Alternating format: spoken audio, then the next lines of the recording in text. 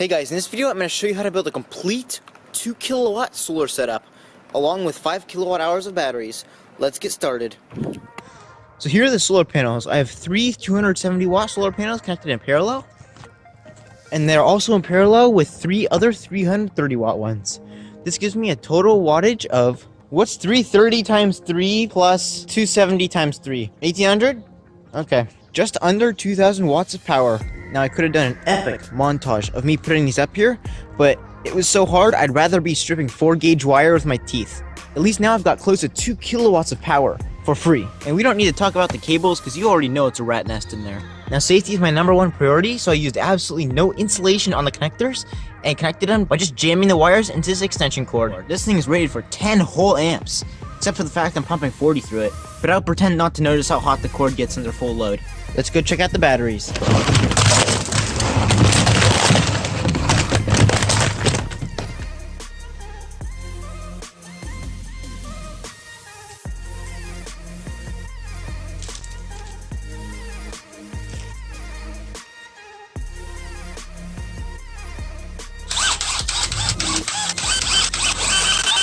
Here's our 500 amp shunt, and we've also got a 2-gauge wire for the positive side. Now if you know anything about lithium batteries, you know that they need a BMS. Now these aren't lithium ion batteries, so they actually take a different type of BMS. Now I didn't want to go and spend $500 on a BMS for a battery of this size, so I'm just going to use this small 20 amp BMS for charging the batteries. No, I will not be discharging the batteries through this BMS. This is strictly to charge them and keep them balanced. Now for most people, the BMS is the hardest part of a big battery build, but it's actually quite simple. See, here's a black wire, this goes on a negative terminal, and then you just follow the array of wires slowly down. The next wire, which is red, would go in the positive terminal of that same battery, and then so on throughout the whole battery pack. When you're done, it should look something like this, with every terminal of the battery having a different wire from the BMS going to it. Now these wires are also pretty tricky, as this is not positive and negative. This is battery negative, and then this is the output lead. But remember I said I would not be using the BMS to discharge the battery, so we're going to use this battery output terminal as a charging cable. So this blue wire would go also in the negative terminal, and then this would be the output along with the red wire here, and that's how you would charge it. Now we don't need the BMS right now because I don't want to go through the effort of putting it all together because I've already charged up these batteries to full capacity. Jumper cables. Let's try to weld with them. I'm pretty sure this isn't going to work because we only have 12 volts, but we got a ton of amperage, so let's see if it will melt the welding rod instead. Oh yeah, it's getting steamy. Why is it on fire? That's awesome. Oh, it's starting to sparkle. Whoa! Oh yeah. Oh! My feet. I burned my feet. So yeah, as expected, the batteries handled that no problem. The jumper cables are barely even warm. Let's step this up a notch. Introducing our next competitor. This is a quite thick steel line. I'm not sure what it's for, but I just have it laying around and it's pretty thick. So let's see if this thing can melt it.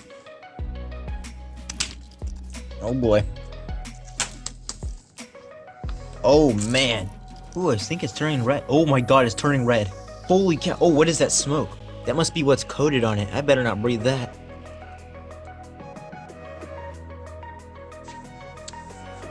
My jumper cables are on fire. That's unfortunate. I just bought those. Ow, it's hot.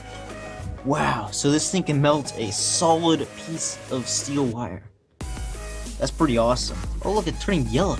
I wonder why it's yellow. Must be some like chromium in there or something. Who knows? Let's clamp it on a shorter piece, making the resistance a lot lower. It's gonna get real hot. Ah, it melted. Oh man, look at that.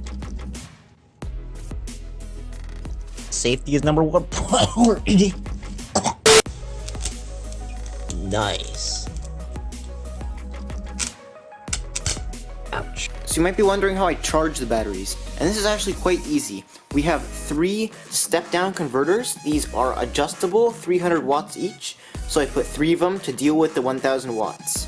And I simply have a small gauge right here that measures the output, and I can control them to put out 12 volts to these alligator clips, and I just clip these right onto the BMS to the battery. And then of course the input is this cord right here that just plugs into the solar panels. So you may have noticed that the camera quality has changed throughout the entire video, same with the microphone quality, and this is because halfway through the video one of my cameras broke and I had to switch and buy a new one. And that's why the videos were taking so long. I have a ton of projects in queue, including making sodium metal at home. I'm currently making a killing on Patreon at $2 whole a month, so feel free to go over and help support the channel. I'll see you guys next time.